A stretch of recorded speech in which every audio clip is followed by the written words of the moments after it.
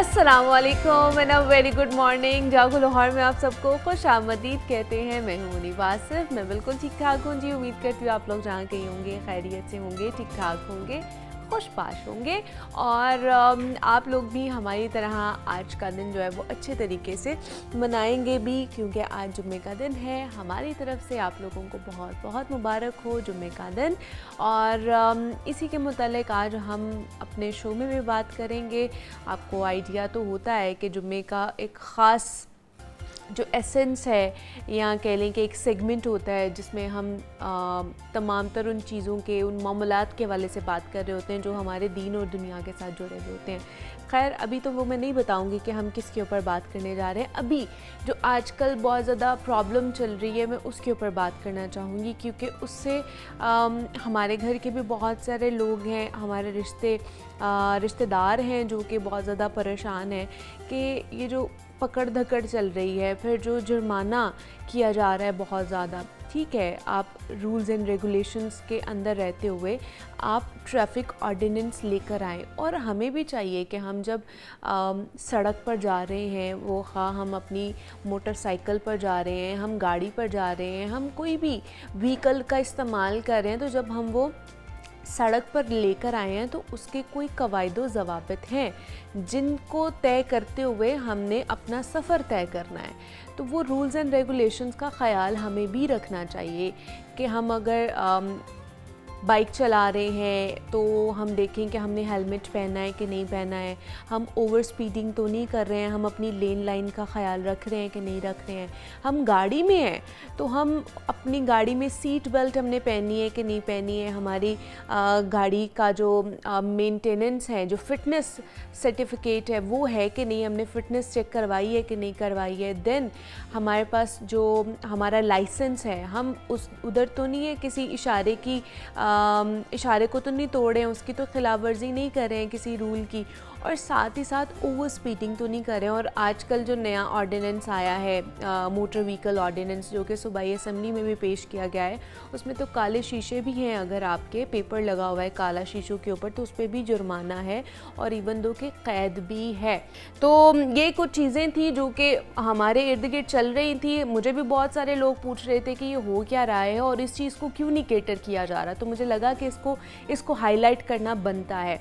तो खैर अभी हम आगे बढ़ेंगे। अब कुछ मौसम के हवाले से बात कर लेते हैं। मौसम जो है ना वो बहुत ज़्यादा ख़राब होता जा रहा है। हमें ये लग रहा था कि जैसे जैसे सर्दी बढ़ेगी और जिस तरह ऐलानात किए जा रहे थे इंतज़ामिया की तरफ से या पंजाब हुकूमत की तरफ से कि पिछले साल के निस्बत जो है वो इस साल फ़ज़ाई आलूदगी का जो इंडेक्स है वो ख़ासा कम है, जिससे कंपैरिजन किया जा रहा था कि हमारी कारकर्दगी बेहतर है पिछले साल के निस्बत। ठीक है, हम मानते हैं कि ऐसा ही है। पिछले साल हमने देखा कि 1900-1800 तक भी लाहौर शहर का जो एयर क्वालिटी इंडेक्स था वो इतना हाई चला गया था और इस दफ़ा सूरत हाल कदरे बेहतर है। लेकिन आज भी आप देखें बाहर सूरत हाल बहुत ज़्यादा ख़राब है। फॉग भी है और साथ ही साथ स्मॉग भी है। खुश्क सर्दी बढ़ती जा रही है और स्मॉग की वजह से शहरी जो है वो बहुत ज़्यादा परेशान है, उनकी सेहत मुतासर हो रही है। तो अब बाहर का टेम्परेचर कितना है, एयर क्वालिटी इंडेक्स आज का कितना है, इस पर बात करेंगे और पंजाब हुकूमत की कारकर्दगी और जो स्मॉग को रोकने के लिए जो इनिशिएटिव्स इक़दामात उठाए जा रहे हैं उस पर बात करेंगे।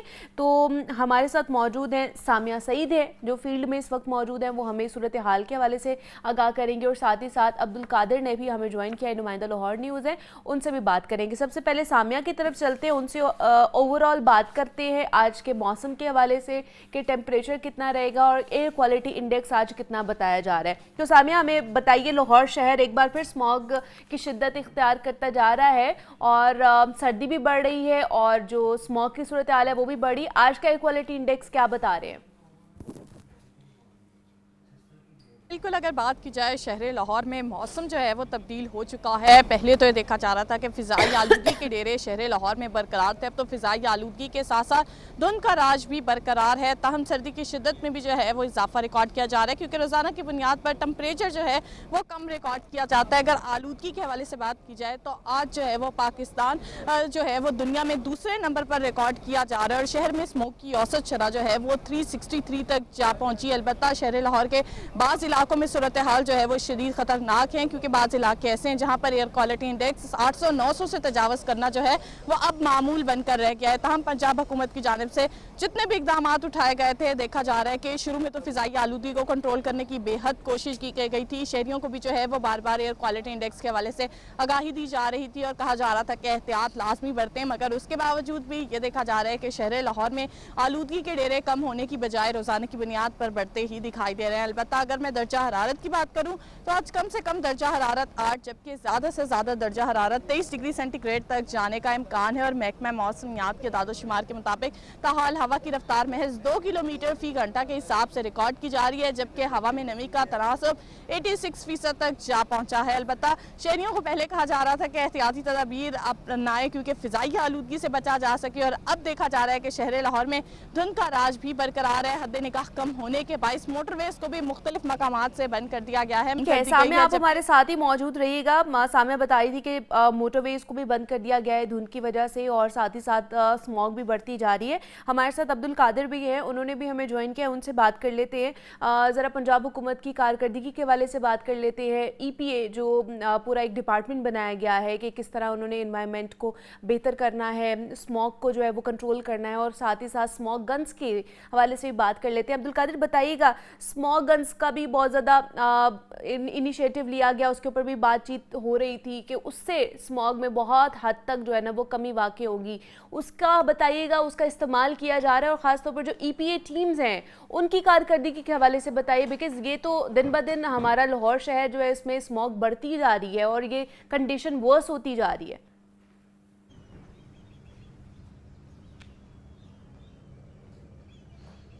आज बिल्कुल कारकर्दगी का अंदाजा जो है वो ये आदादो शुमार से ही लगाया जा सकता है कि जो इस वक्त एयर क्वालिटी इंडेक्स है वो क्या आदादो शुमार दे रहा है, और फ़िज़ाई आलूदगी की फहरिस्त जो आलमी फहरिस्त है उसमें लाहौर का मुकाम जो है वो कहाँ पर है।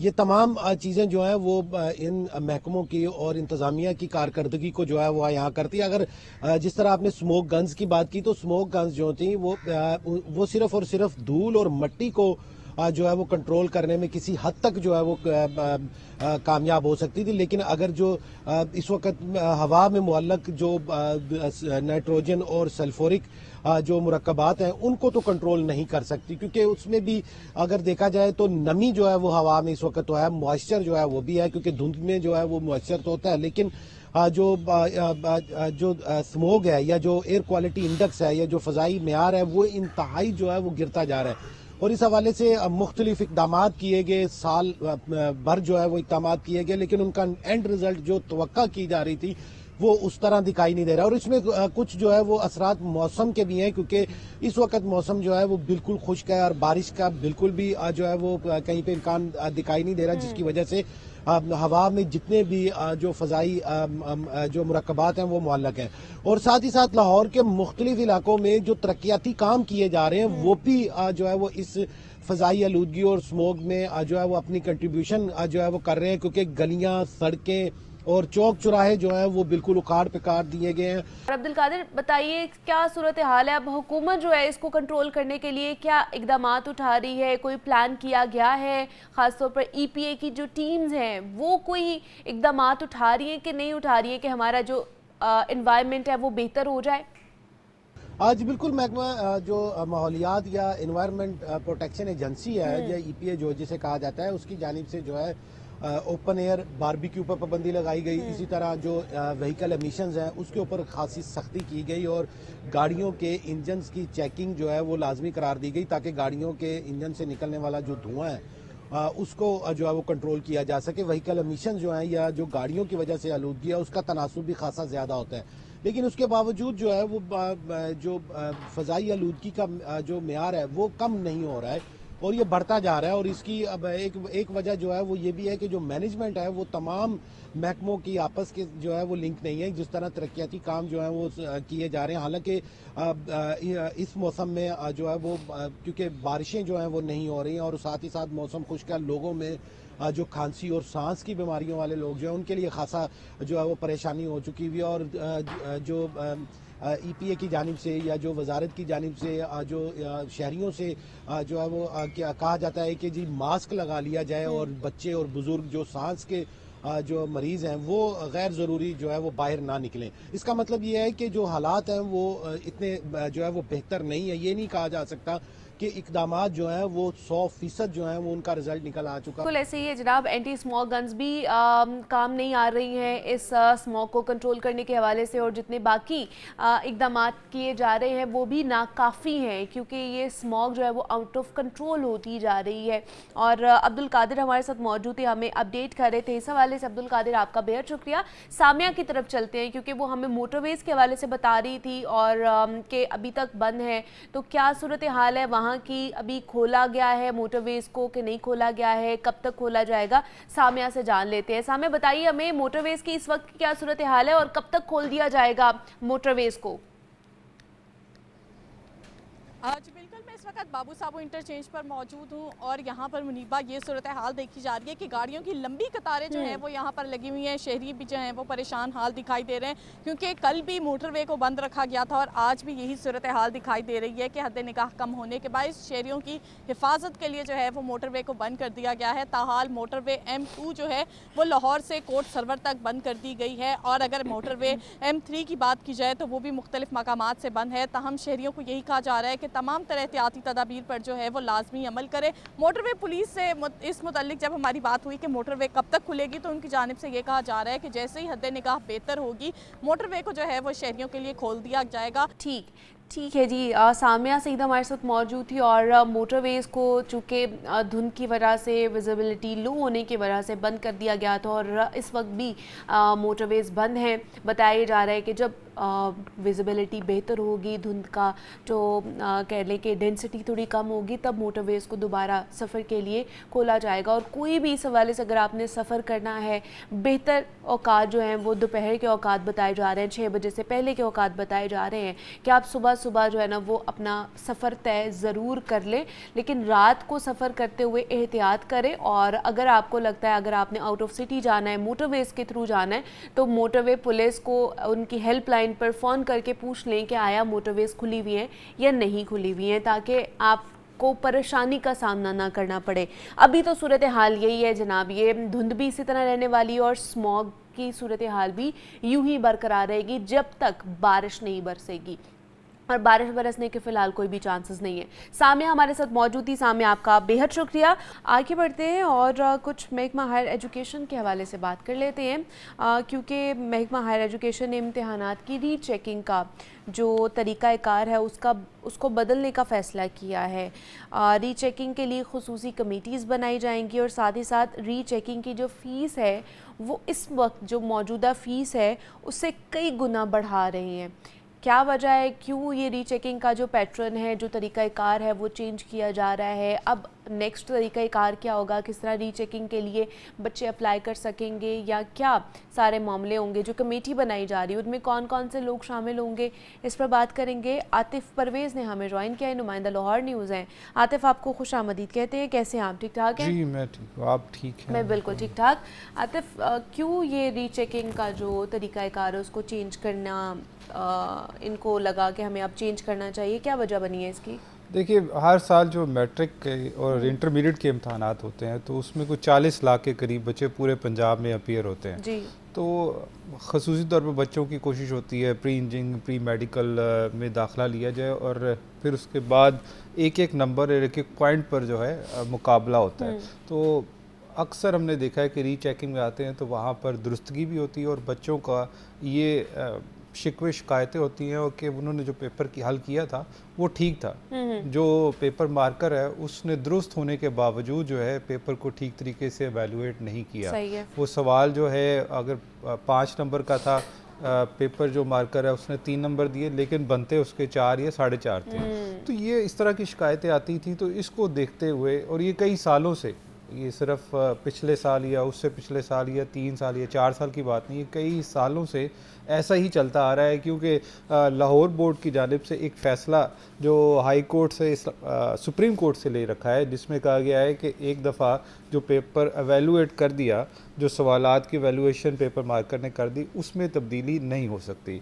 सिर्फ और सिर्फ उन सवालात के नंबर काउंट होंगे जो मजमूई टोटल में रह गए थे काउंट होने से। तो जो रीचेकिंग तो नहीं होती थी, एक किस्म की रीकाउंटिंग होती थी। तो ये कई सालों से ऐसे ही चला आ रहा था और लाहौर बोर्ड और तमाम बोर्ड्स का यही मौक़िफ़ था कि जब सुप्रीम कोर्ट की रूलिंग इस पे मौजूद है तो हम इसको बदल नहीं सकते। लेकिन शिकायत तो आपको पता है कि वो बढ़ती जा रही थी और निज़ाम में तब्दीलियाँ वक्त के साथ ज़रूरी भी होती है। तो इसको देखते हुए फिर अब ये फैसला किया गया है कि जो री एवेल्युएशन का तरीका या री चेकिंग का तरीका कार है इसको तब्दील किया जाए। मतलब अब रीकाउंटिंग के साथ साथ रीचेकिंग भी होगी और इसको कमोबेश OA लेवल्स के पैटर्न पर ही लाने की जो तजवीज़ है या उस पर काम शुरू कर दिया गया है। यानी कि पहले अगर रीचेकिंग के लिए जाते थे तो वहाँ पर जो एक टीचर या जिसने पेपर मार्कर वो मौजूद होता था, लेकिन अब ये कहा जा रहा है कि एक पूरी कमेटी बनाई जाएगी जिसमें ना सिर्फ सरकारी बल्कि प्राइवेट बंदे जो हैं वो भी शामिल होंगे। और ये 2 नहीं 6 या इससे ज़्यादा अफराद पर मुश्तमिल होगी। और इसके साथ साथ ये भी फैसला किया गया है कि इसकी फ़ीस जो है जो कि इस वक्त 1200 रुपया फ़ी पेपर है, इसको बढ़ा दिया जाए और कई गुना कर दिया जाए, कई से 5000 या 10,000 पे कर दिया जाए ताकि अगर उसकी वजह भी उन्होंने बताई है कि अगर ये सिलसिला एक दफ़ा शुरू होता है कि आप अपने पेपर से मुतमिन नहीं हैं। इसमें बहुत सारे बच्चे जो है जो गैर संजीदा भी होते हैं, जो वालिदैन को सिर्फ कहते हैं कि नहीं मैं तो करके आया था, लेकिन रीचेकिंग में जाते हैं तो वो पेपर मार्कर के नंबर भी ठीक लगाए होते हैं ताकि संजीदा बंदे ही सिर्फ फ़ीस जमा करवाएं।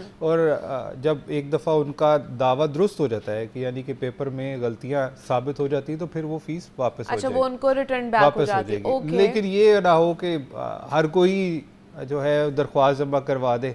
इसको रोकने के लिए जो फ़ीस है उसमें कई गुना इजाफा करने की तजवीज़ है। इस पर अब काम शुरू कर दिया गया है और उम्मीद है, जैसे वज़ीर तालीम ने ऐलान भी किया है कि अगले जो सालाना पेपर होंगे उससे पहले ये तमाम तजावीज़ को हतमी शक्ल देकर इसकी मंजूरी जो है वो ले ली जाएगी। लाहौर में जो तमाम 9 डिवीजन के बोर्ड्स हैं वहाँ पर इस फैसले का फिर इतलाक़ होगा। अच्छा, ये जो कमेटी बनाई जानी है खुसूसी कमेटी रीचेकिंग की, तो ये एक तो थोड़ा बताइए इनमें जो लोग होंगे, जो मेंबर्स होंगे, उनका मयार किस तरह चेक किया जाएगा, उनको किस तरह रखा जाएगा कि वो इस खसूसी कमेटी के मेंबर्स होंगे और यही खसूसी एक ही कमेटी बनाई जाएगी जो सारे बोर्ड्स को हैंडल करेगी, देखेगी?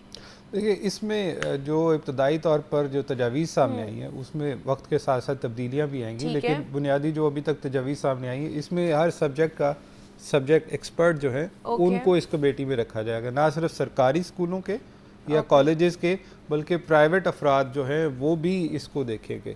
तो OA लेवल्स में भी ऐसा ही होता है, वहाँ पे भी फ़ीस बहुत ज़्यादा है लेकिन वहाँ पे शिकायत कम आती हैं और री एवेल्युएशन होती है और आपका दावा दुरुस्त हो जाए कि आपके जो दावा था कि मेरे पेपर या सवालात को ठीक से एवेलुएट नहीं किया गया तो फिर उनकी फ़ीस वापस हो जाती। तो इसी पैटर्न को देखते हुए ये अब लाहौर समेत तमाम तालीमी बोर्ड जो है वहाँ पर इस नए तरीक़ाकार को नाफिज किया जाएगा, क्योंकि हायर एजुकेशन डिपार्टमेंट के ज़रिए तमाम आते हैं। तो इस हवाले से हायर एजुकेशन डिपार्टमेंट ने या महकमा हुकूमत की जानिब से एक कमेटी बनाई, टास्क फोर्स बनाई गई थी, चीफ मिनिस्टर टास्क फोर्स बराए इम्तहानात।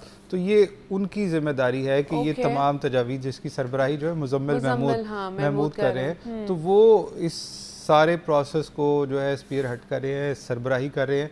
तो उनका भी कहना है कि जल्द जो है इस तजावीज़ को हतमी शक्ल दे दी जाएगी। हर साल हम देखते हैं कि बहुत सारे स्टूडेंट आते हैं और वो उनके जेन्युइन भी होते हैं, ये नहीं कि सिर्फ और सिर्फ लोग जो है वो शौक के लिए आ जाते हैं, सिर्फ वालिदैन को मुतमईन करने के लिए आ जाते हैं। बहुत सारे जो है वो जेन्युइन भी होते हैं। तो उनकी तसल्ली और तशफ़ी के लिए ये अब निज़ाम में तब्दीली लाई जा रही है, जो कई सालों से जो स्टैगनेंट थी। हर साल जो है वो बच्चे एक नंबर से, आपको पता है कि मेडिकल कॉलेजेस में दाखिले से रह जाते हैं। तो ये उनके अब नंबर जो है वो पूरे ठीक तरीके से एवेलुएट होंगे, तो निज़ाम में बेहतरी ज़रूरी थी, ये इस तरफ आ रहे हैं। नहीं तो आपको लगता है कि फ़ीस बढ़ने के बाद जो रीचेकिंग का मामला होगा या जो निज़ाम होगा और दुरुस्त निज़ाम हो जाएगा, उसमें कोई और कोई एलिमेंट तो नहीं आएगा, कोई करप्शन का एलिमेंट या कोई बाकी और एलिमेंट तो नहीं इसके अंदर आएंगे?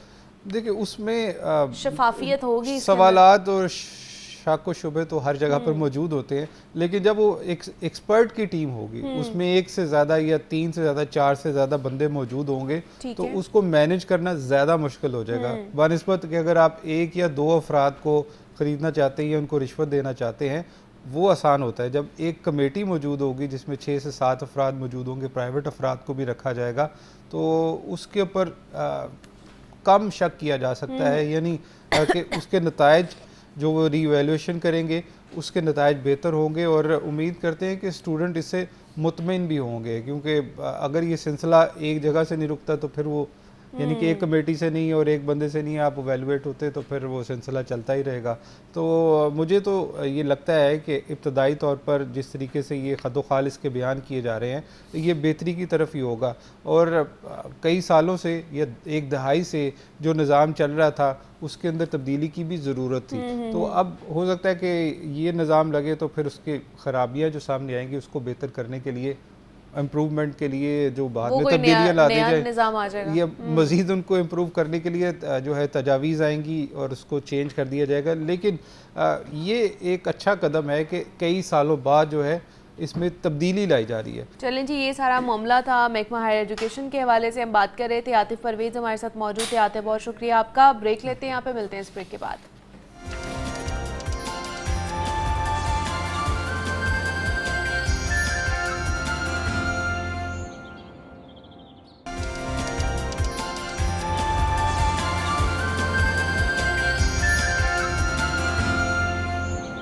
वेलकम बैक टू जागो लाहौर। जनाब, कुछ इस्लामिक तालीमात के हवाले से बात कर लेते हैं।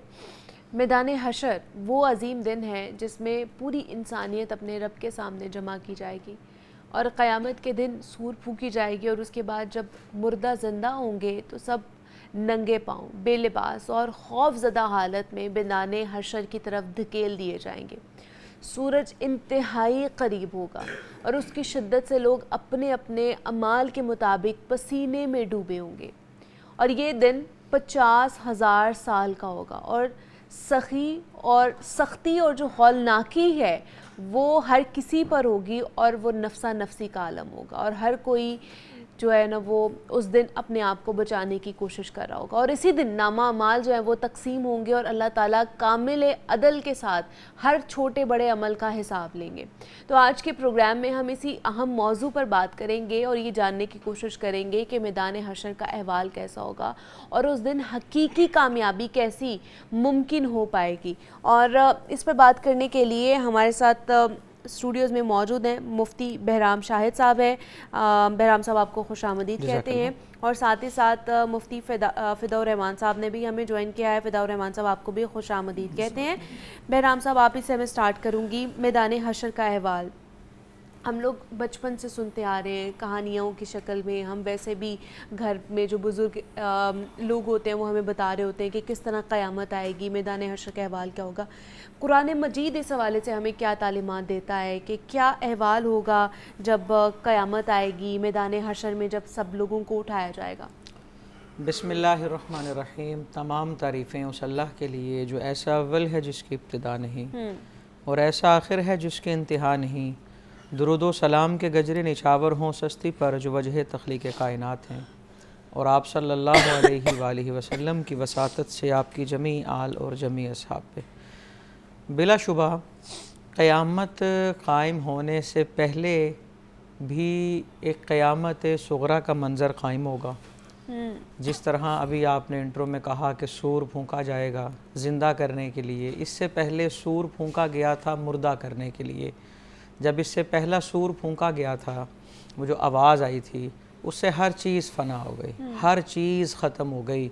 ज़मीन, आसमान, सितारे, सूरज, चाँद, हर चीज़ फ़ना। कुल्लु मन अलैहा फ़ान व यबक़ा वजहु रब्बिक। हर चीज़ फ़ना, सिर्फ़ अल्लाह रब्बुल इज़्ज़त की ज़ात बाकी जो जलाल और इकराम वाली है। जब अल्लाह रब्बुल इज़्ज़त चाहेगा दोबारा सबको ज़िंदा करना, तो कुछ रिवायतों में आता है सूर फूंका जाएगा, उसके बाद ज़मीन से इंसान के जिस्म निकलेंगे। जिस तरह कुरान में इसकी मिसाल दी गई है, जिस तरह अल्लाह बंजर ज़मीन से खेती को उगाता है, इसी तरह अल्लाह इस ज़मीन से इंसानों को, वो इंसान जो दफन हुए हैं वो भी उठेंगे, जो जिन्हें किसी जानवर ने खा लिया वो भी उठेंगे, जो समंदर में गर्क हो गए, जिनके जिस्म फट गए वो भी उठेंगे, वो निशान जिनकी हड्डियां तक, वो इंसान जिनकी हड्डियां तक गल सड़ गई, अल्लाह सबको ज़िंदा करेगा। और उनको ज़िंदा करने से पहले अल्लाह इस ज़मीन और आसमान को तख्लीक करेगा, आज से नो तख्लीक करेगा। सूरह इब्राहीम में अल्लाह इसका ज़िक्र करता है, यौम तुबद्दलुल अर्दु गैरल अर्द वस्समावात व बरज़ू लिल्लाहिल वाहिदिल क़हार, कि उस दिन अल्लाह इस ज़मीन को दूसरी ज़मीन से बदल देगा। जिस तरह भी हम ज़मीन को देखते हैं, कहीं उतार है, कहीं चढ़ाव है, कहीं पहाड़ है, कहीं क्या है, वब ऐसा नहीं होगा। सारी ज़मीन बिल्कुल फ्लैट होगी और इस तरह होगी, कुछ रिवायतों में आया इस तरह चमक रही होगी जैसे चांदी चमकती है, कुछ रिवायतों में आया कि वो सफ़ेद होगी, और सफ़ेदी वो जिसके अंदर थोड़ी सी सुर्खी होती है। क्यों ज़मीन चमक रही होगी? क्योंकि किसी ने इस पर गुनाह नहीं किया होगा। ये हदीस के अल्फाज हैं, और इसका मतलब ये है कि ज़मीन के अंदर जो तग़य्युर और तबद्दुल हो रहा है वो हमारे आमाल की वजह से हो रहा है। और नबी अकरम सल्लल्लाहु अलैहि वसल्लम ने जिस तरफ इशारा करके फरमाया ना कि यहाँ हशर का मैदान लगेगा, उसे मुल्क शाम कहा जाता है। मुल्क शाम की तरफ इशारा करके फरमाया कि यहाँ हशर लगेगा और सब लोग बेलिबास हैं। और सहाबाई कराम ने पूछा कि बेलिबास होंगे तो लोगों का माइंड डाइवर्ट नहीं होगा?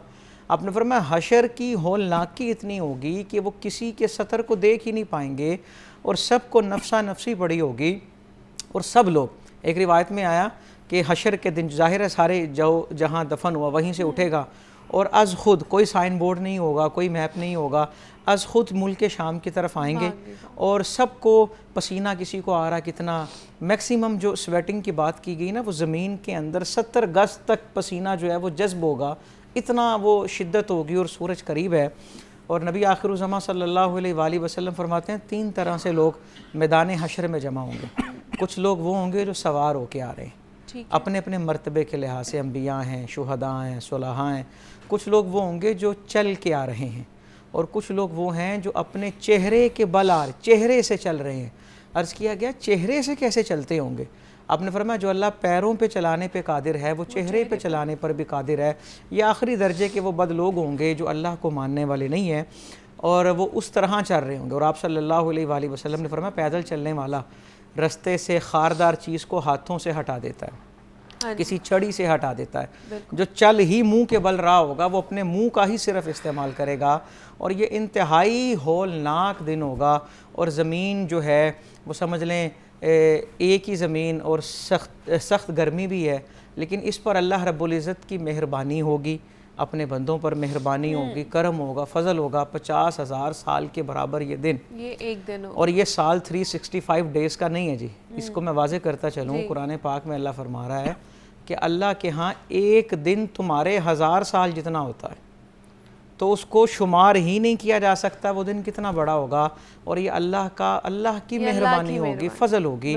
और वो लोग जिन्होंने दुनिया में ही अल्लाह के बंदों का हशर बनाया हुआ है, वो लोग वहाँ किस तरह पनाह ढूंढ रहे होंगे जो आज किसी पर मेहरबानी करेगा। मिसाल के तौर पे एक रिवायत, अल्लाह के नबी अलैहिस्सलातु वस्सलाम इरशाद फरमाते हैं जो किसी बंदे का सफ़ेद बाल की वजह से हया करे, किसी का सीनियर सिटीज़न होने की वजह से हया करे, और वो कहे नहीं ये बुज़ुर्ग हैं कोई बात नहीं, खैर इतनी सी बात एक दफ़ा करे, तो हशर के दिन अल्लाह फरमाएगा कि इसने मेरे एक वो बंदा जो बुज़ुर्ग हो चुका था उसका एहतराम में ये चुप रहा, तो मैं रब हूँ, रहमान हूँ, रहीम हूँ, अब मेरी रहमत का तकाजा ये है कि मैं यहाँ इसका नामा अमाल खुलने ही नहीं दूँगा।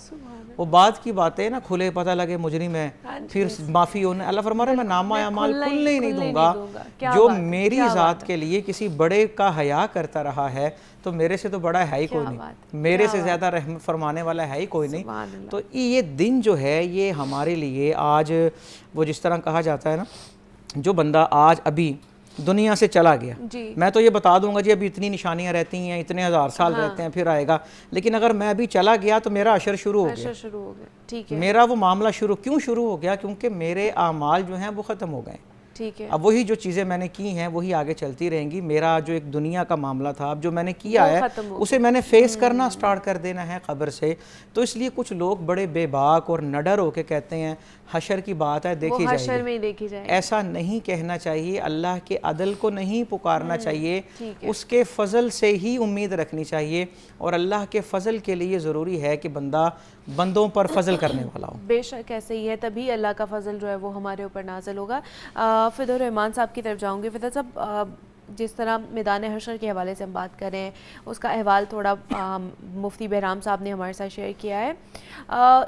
कहा यह जाता है कि मुख्तलिफ़ जो लोग हैं वो मुख्तलिफ़ अम्बिया के पास जा रहे होंगे। कुछ लोग हुजूर पाक सल्लल्लाहु अलैहि वसल्लम के पास जाएंगे सिफारिशात लेके, कुछ लोग बाकी अम्बिया के पास जाएंगे।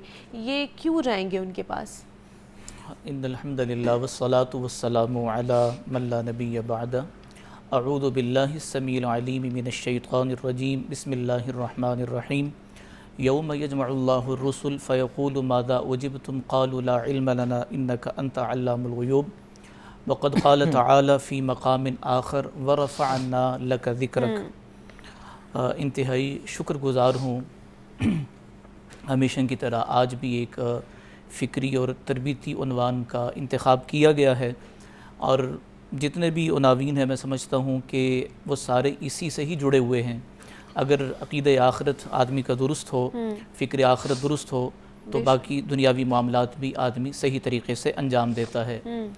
रसूल अकरम सल्लल्लाहु ताला अलैहि वसल्लम की ज़ात अक़दस जो सरापा रहमत हैं, और हशर के दिन लोग हज़रत आदम अलैहिस्सलातु तस्लीम की बारगाह में हाज़िर होंगे, और वो भी शफ़ाअत से उस वक़्त इनकार करेंगे। फिर यूँ सिलसिला चलेगा हज़रत नूह अलैहिस्सलाम के पास, हज़रत मूसा अलैहिस्सलाम, हज़रत ईसा अलैहिस्सलातु तस्लीम।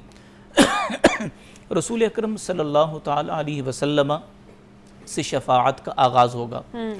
आप ही वो हैं कि सबसे पहले क़ब्र अथर से उठाया जाएगा, और फिर लिबास आप सल्लल्लाहु अलैहि वसल्लम को पहनाया जाएगा, और सबसे पहले जो शफ़ाअत है वो भी आप सल्लल्लाहु अलैहि वसल्लम ही फरमाएंगे। फिर उसके बाद अम्बिया अलैहिमुस्सलाम के बाद सहाबा इकराम, अहले बैत अलैहिमुर रिज़वान, और फिर इस उम्मत के उलमा को सिफारिश शफ़ाअत का हक़ हासिल होगा।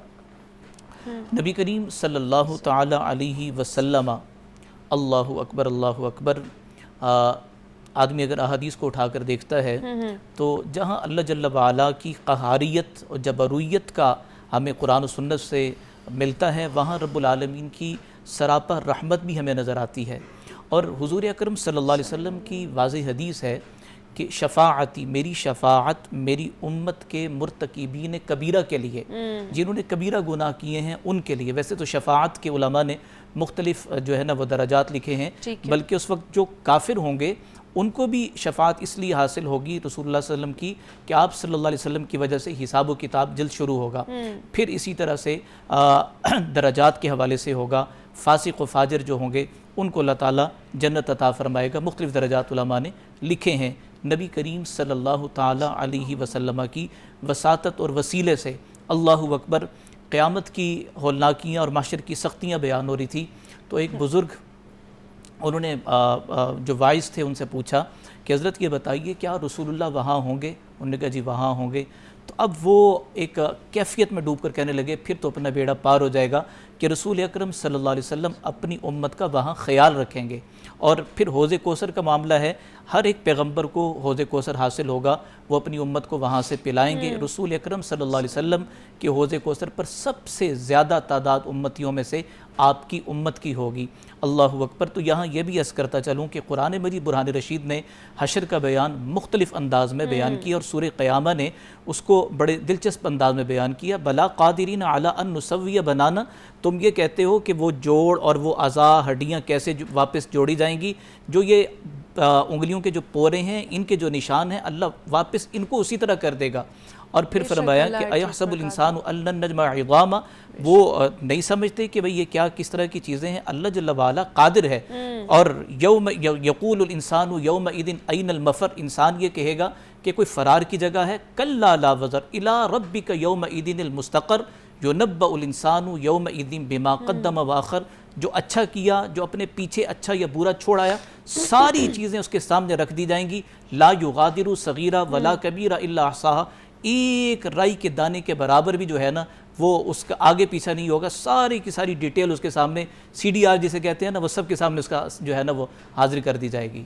कि क्या ऐसे कौन से लोग हैं, क्योंकि कहा जाता है ना कि ऐसे लोग हैं जिनको बिल्कुल भी बख्शा नहीं जाएगा, तो वो ऐसे क्या अमाल कर रहे हैं दुनिया में रहते हुए जिनकी वजह से उनकी बख्शिश मैदान हशर में भी नहीं होगी? फमन यक़्तुल मुअमिनन मुतअम्मिद फजज़ाउहु जहन्नम खालिदन फ़ीहा वग़ज़िबल्लाहु अलैहि व लअनहु व अअद्द लहु अज़ाबन अज़ीमा या अज़ाबन मुहीना ग़ालिबन आयत। यहाँ यस करूँ कि एक तो है कि भाई काफिर हैं जो अल्लाह जल्ला वाला की तौहीद के, रसूलुल्लाह की रिसालत के, अक़ीदा आखिरत के मुनकिर हैं, वो तो मामला अलग है। अलबत्ता कि जो लोग मुसलमान होने के दावेदार हैं लेकिन उनके आमाल इस कदर यानी ऐसे हैं कि क़यामत के दिन भी उनकी शफ़ाअत उस तरह से नहीं होगी पहले मरहले की। लेकिन इतनी बात ज़रूर है, मिशकात की हदीस है कि अल्लाह जल्ला वाला ने 4 कस्में खाई, शफ़ाअती, किबरियाई, अज़मती, जलाली, 4 कस्में खाने के बाद फरमाया ला उख़रिजन्नहुम, मैं ज़रूर निकालूँगा हर उस शख्स को कि जिसके दिल में राई के दाने के बराबर ईमान है, यानी शिरक नहीं है, अल्लाह जल्ला वाला उसको निकालेंगे। यहाँ मुफ्ती साहब बैठे हैं, मैंने एक मतलब इसका निकालने की ये कोशिश की कि अल्लाह अहले ईमान को जहन्नम में डालेगा बतौर ताज़ीब अज़ाब देने के नहीं, बतौर तत्हीर के कि उनको पाक साफ़ करके अल्लाह ताला फिर जन्नत में एक ना एक दिन दाखिल कर देगा। अब यहाँ बात यह है कि हमने रहमत और उम्मीद के दरमियान रहना है। एक तरफ अल्लाह के गुस्से से भी डरना है, दूसरी तरफ अल्लाह की रहमत की उम्मीद भी हमने रखनी है। इन्नल्लाह ला यग़फ़िरुद्दुनूब जमीआ, इन्नल्लाह यग़फ़िरुद्दुनूब जमीआ, अल्लाह सारे गुनाहों को माफ़ कर देता है। इन्नल्लाह ला यग़फ़िरु अन युशरका बिही, शिर्क के सिवा अल्लाह हर गुनाह को जब माफ़ कर देता है तो हमें अच्छी उम्मीद रखनी चाहिए कि क़यामत के दिन, हशर के दिन, एक शख्स जिसका फ़ैसला जहन्नम का, और वो जहन्नमी शख्स जन्नती को देख कर कहेगा कि क्या मैंने तुम्हें पानी का गिलास नहीं दिया था या वज़ू के लिए पानी नहीं दिया था? अब वो जन्नती शख्स अल्लाह की बारगाह में अर्ज़ करेगा कि अल्लाह तेरा ये वो बंदा है कि जिसने मुझे पानी पिलाया था, तो अल्लाह जल्ला वाला इस पर भी उसकी बख्शिश फरमा देंगे। और मुस्नद अहमद की रिवायत है कि जिस मुसलमान के जनाजे में 100 लोग शरीक हो जाएं और वो 100 लोग गवाही दे दें कि अल्लाह ये तेरा नेक बंदा था, अल्लाह अपने फ़ैसलों को बदल देता है। मेहरान साहब जाते जाते क्या कहना चाहेंगे हमारे देखने वालों को? अच्छा, इस पे मैं 2 बातें अर्ज़ करना चाहूँगा। एक तो जिस तरह भी कत्ल की बात हो, एक होता है किसी को जान से मार देना, एक होता है किसी की ज़िंदगी मुश्किल कर देना, किसी की ज़िंदगी के असबाब छीन लेना, ये भी उसे मारने की ही मुतरादिफ है। और जहाँ पर इज्तिमाई तौर पे या ओवरऑल कहीं पर आएगा कि ये जहन्नम में जाएगा, वो जहन्नम में, वो एक गैब के सीगे से बात हो रही है। हमें किसी बंदे का नाम लेकर ये फ़ैसला करने का हक़ नहीं है कि ये जन्नत में जा रहा है या नहीं जा रहा। और हमें हर एक जो भी दुनिया से चला गया उसे अच्छे लफ्ज़ों से ही याद करना चाहिए, क्योंकि अल्लाह रब्बुल इज़्ज़त इन अपने बंदों की गवाही को मानता है और अपने इल्म को छुपा लेता है। अब देखें, लेकिन ये भी दुनिया की एक बहुत बड़ी हकीकत है ना कि इंसान बहुत अच्छा था, ये सुनने के लिए उसे जाना पड़ता है। हमें लोगों की कदर उनकी ज़िंदगी में ही करनी चाहिए, क्योंकि अगर हम ये कहें ना वो ऐसे ही है तो मैं भी तो वैसे ही हूँ ना, मैं कौन सा सर से पाँव तक वो दूध का धुला हूँ। कोई भी इंसान कामिल नहीं है। हमें वो इस शेर पे मैं अपनी गुफ्तगू मुकम्मल करूँगा, न थी हाल की जब हमें अपने खबर, रहे देखते औरों के ऐबो हुनर, पड़ी अपनी बुराइयों पे जो नज़र, तो निगाह में कोई बुरा न रहा। क्या बात है, बिल्कुल ऐसे ही है कि दूसरों से पहले हमें अपने आप को देखना चाहिए, अपने अमालों को देखना चाहिए कि हम किस तरह के अमाल जो है वो कर रहे हैं और क्या मैदान हशर में हमारी बख्शिश हो पाएगी उन अमाल के ऊपर या नहीं हो पाएगी। तो मैदान हशर का अहवाल किस तरह का होगा, किस तरह नामा अमाल जो है वो थमाए जाएंगे और किन लोगों की बख्शिश होगी, क्या मामलात होंगे वहाँ पर, उसके हवाले से हम बात कर रहे थे। मुफ्ती बहराम शाहिद साहब ने हमें ज्वाइन किया था, मुफ्ती फ़िदाउर रहमान साहब हमारे साथ मौजूद थे। आप दोनों का बहुत बहुत शुक्रिया कि आप दोनों आए और इस मौजू के ऊपर हमारे साथ आपने गुफ्तगू की है। ब्रेक लेते हैं, हम यहाँ पर मिलते हैं इस ब्रेक के बाद।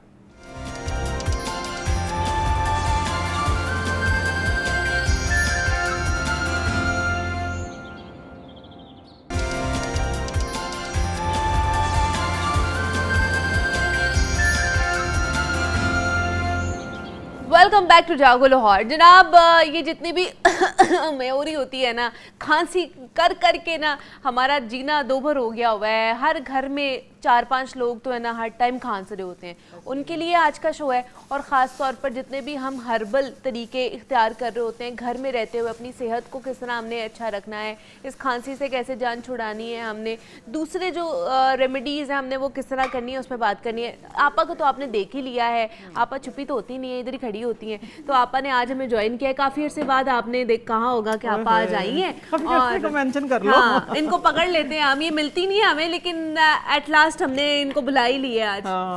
पकड़ लिया, ये पकड़ लिया हमने इनको, ये देखे मैंने पकड़ लिया इनको, क्या आपने जाना नहीं है। खैर अभी सबसे पहले तो हम आपको खांसी के हवाले से बताएंगे। सिरप बनाना सिखा रही है? सिरप आज सिरप बनाना सिखा रही। देखिए खांसी है आपको, चाहे आप छोटे हैं बड़े हैं, कफ सिरप लेके ना लोग तंग आ जाते हैं, कहते हैं कि जलन हो गई है, मैदा खराब हो गया। लेकिन आज हम जो एक कफ सिरप बनाने लगे हैं ना, वो इस टाइप का कफ सिरप है कि आप उसको दिन में ना 2, 3, 4 घंटे के वक्फे से, 3 घंटे के वक्फे से आप ले सकते हैं। आपको कोई इरिटेशन नहीं होगी, उससे कोई जलन नहीं होगी, आपका स्टमक भी ठीक रहेगा।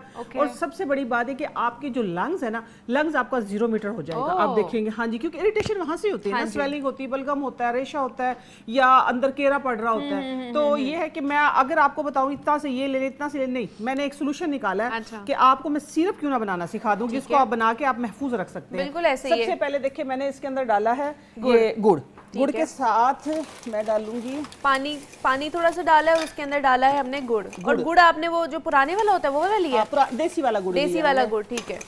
मैं क्योंकि बहुत ज्यादा जल्दी में, तो इसलिए मैंने इसके अंदर अब डालनी है सूंड पाउडर। देखिए अगर हम डालेंगे ना इसके अंदर गिली वो जो कहते हैं अदरक, हाँ। तो उसकी लाइफ थोड़ी सी कम हो जाएगी। हमने इसको चलाना, आप इसको तकरीबन 1 महीने का बना के एक टाइम पे रख सकते हैं। सही हो गया। आप देखना खुशबू कितनी अच्छी आएगी इसके अंदर। अब आपने डाल देनी है इसके अंदर 1 चम्मच भर के सूंड पाउडर, छोटी चम्मच, ठीक है। अभी देखना इसकी खुशबू, इसका अरोमा आप फील करेंगी कि इतनी अच्छी इसकी खुशबू आना शुरू हो जाएगी। अगली चीज हमने डालनी है इसके अंदर आंबा हल्दी। मैं हर बार बताती हूँ, हर आपके तकरीबन हर सेगमेंट में मैं बताती हूँ कि आंबा हल्दी का इस्तेमाल अक्टूबर से स्टार्ट कर दें। जब आप अक्टूबर से आंबा हल्दी का इस्तेमाल स्टार्ट कर देंगे ना, तो उससे होगा ये कि इंशाल्लाह ये वाले जो प्रॉब्लम्स है ना, जिनके लिए आज मैं सिरप भी बना रही हूँ, ये आपको होंगे ही नहीं। ठीक है। आपने डाल देनी है आंबा हल्दी, ठीक है। आंबा हल्दी कितनी डाली मैंने? हाफ टी स्पून, ठीक हो गया। हाफ टी स्पून आंबा हल्दी डालने के बाद अगली जो चीज इसके अंदर जाएगी वो जाएगी अजवाइन, ठीक है ना। अजवाइन देसी वाली तकरीबन हाफ टी स्पून, ठीक है, ये डाल दिए। चलें अब इसमें हम थोड़ा देखिए, थोड़ा सा थिक होने लगा है, थोड़ा सा थिक, ये थिक हो जाएगा ना बिल्कुल। हल्का सा पानी डालने इसके अंदर, और एक बड़ा रनी सा, जिस तरह नॉर्मल एक सिरप होता है, हाँ नॉर्मल से एक जो सिरप होता है वो सिरप बन जाएगा। मुझे चम्मच भी देना इधर से, ठीक है। सिरप बन जाएगा आपका। सिरप आपने करना क्या है, ये देखिए अभी आपको डाल के दिखाएंगे, और अभी मैं आपको चेक करवाऊंगी कि सिरप आपने किस तरीके से बनाना है, ठीक है। सही है। और खास तौर पर वो होता है ना जो घर वाला, जो हम बाहर से सिरप लेके आते हैं, वो एक तो आपको ना, मैं तो कहती हूँ वो नशई बना देता है आपको नींद इतनी आती है, वो पी लो तो उसके बाद आप घूम रहे होते हो, आप नशा, ऐसे जैसे आपने नशा किया हो। बस बच्चों को इसीलिए तो कहते हैं ना, कफ सिरप पिला दो ताकि थोड़ी देर जान छूटी रहे, ताकि जान छूटी रहे। ये लफ्ज बोला जाता है स्पेशल ना।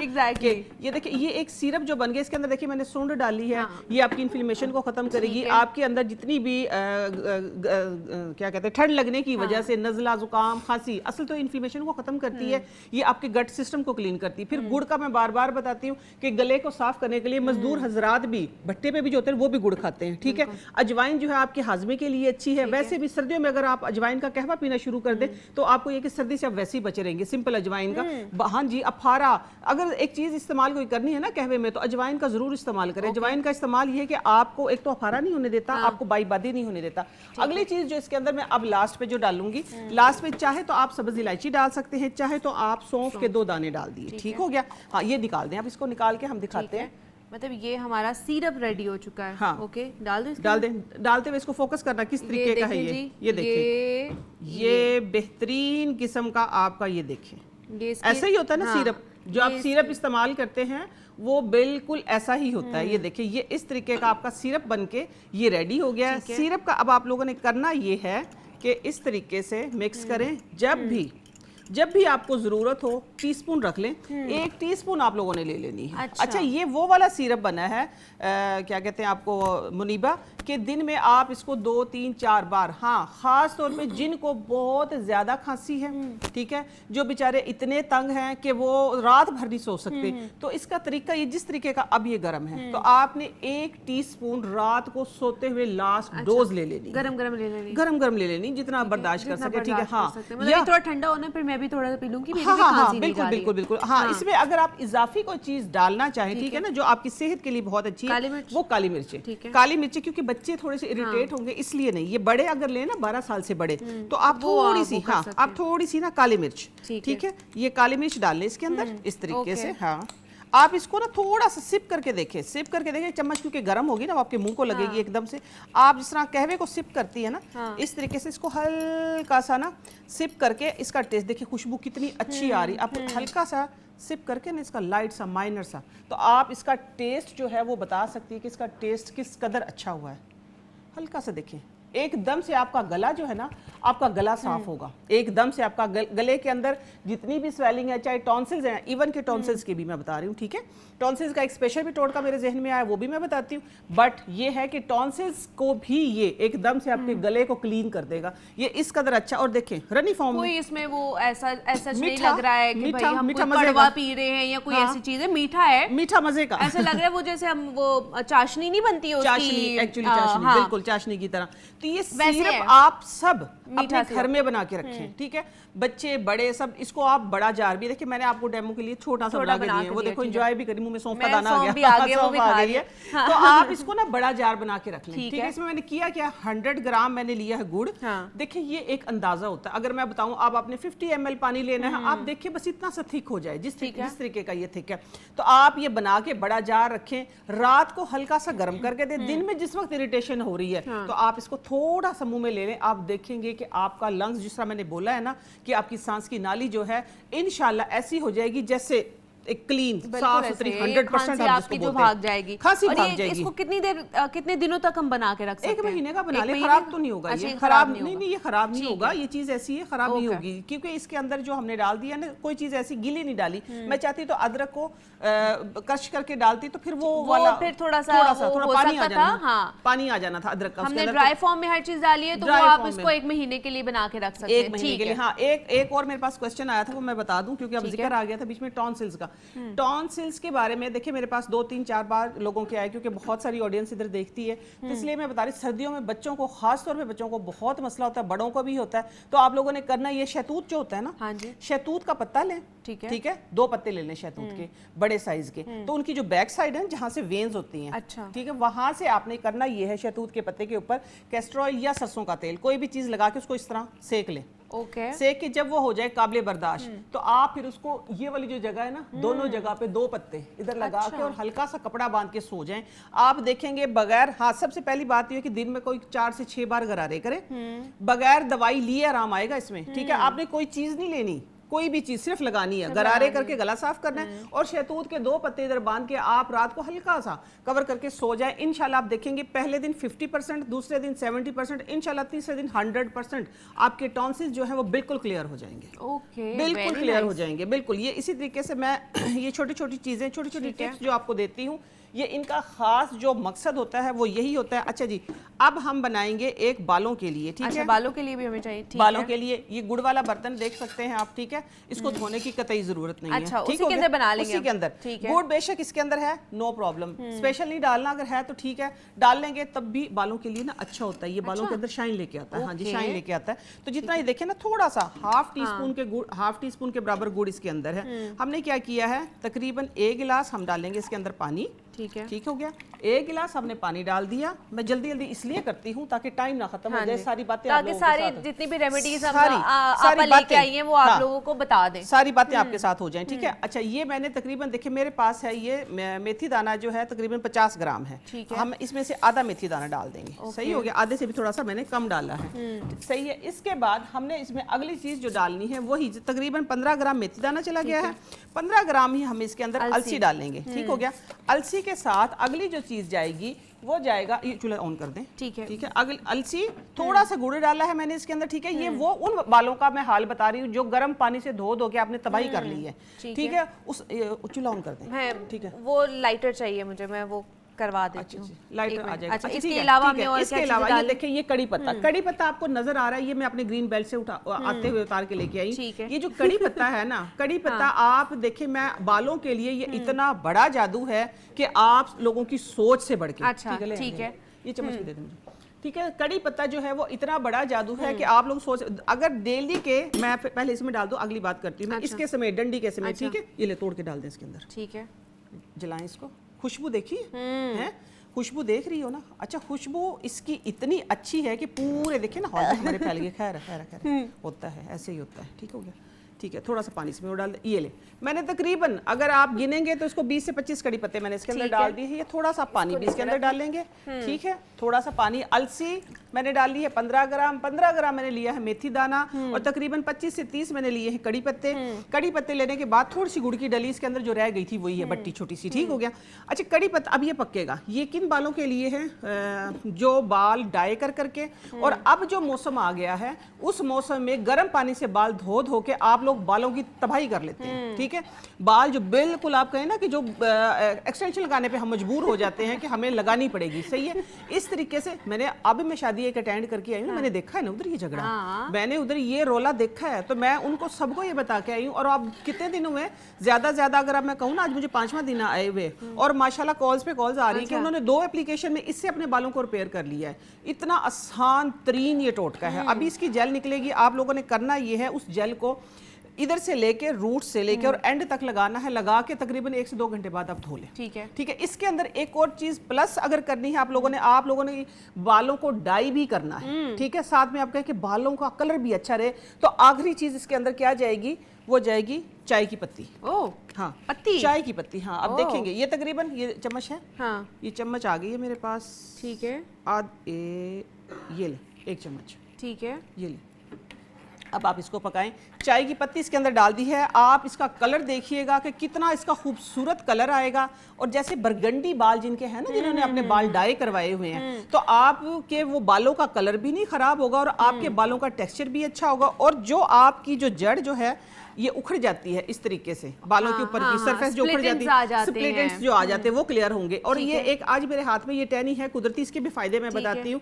ये देखिए, ये है इसके अंदर, ये देखिए, अब इसको तोड़ूंगी तो टूटेगी नहीं आसानी से। फ्लेक्सिबिलिटी है, इसका लास्टर इसके अंदर मौजूद है। तो इसी तरीके से आप लोगों के बालों का जो लचक है जो खत्म हो गई है क्योंकि केमिकल लगा के। तो करना क्या है, ये जब लगाएंगे तो वो अभी बाल क्या कड़क से टूट रहे, सूखी डंडी की तरह। तो अब ये जिस तरह इसके अंदर लचक है ना, ये लचक आ जाएगी आपके बालों के अंदर।